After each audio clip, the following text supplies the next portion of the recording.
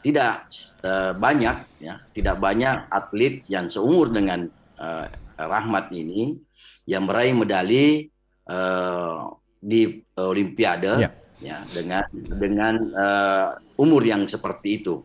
Nah, itulah menjadi suatu kebanggaan dan suatu spektakulernya, ya, seperti itu. Yang perlu kita garis bawahi bahwa salah satu faktor sangat menentukan keberhasilan Ananda itu tidak lain adalah kegigihan dari kedua orang tuanya. Iya, betul. Itu saya tahu persis sekali kenapa, karena pelajar gitu. Mhm. Kemudian kebetulan sekali bahwa di Dispora Sulawesi Selatan dimasukkan angkat besi sebagai salah satu cabang olahraga PPLP. Iya. Nah, inilah yang menentukan jalannya prestasi Ananda tersebut.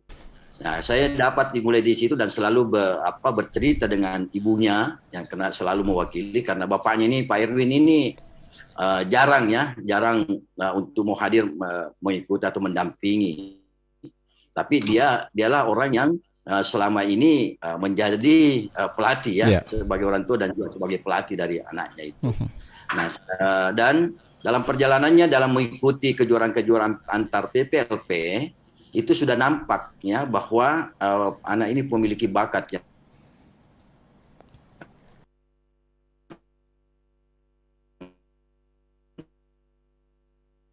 luar biasa, karena dan langsung angkatannya lebih tinggi dibandingkan spek dari atlet ini akan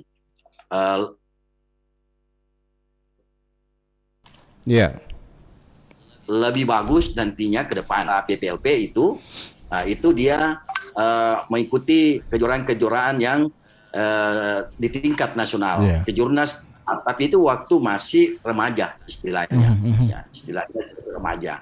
Nah, kejuaraan remaja tersebut, ya, ternyata dia juga sudah memiliki prestasi yang hebat, ya, karena sudah juara 1.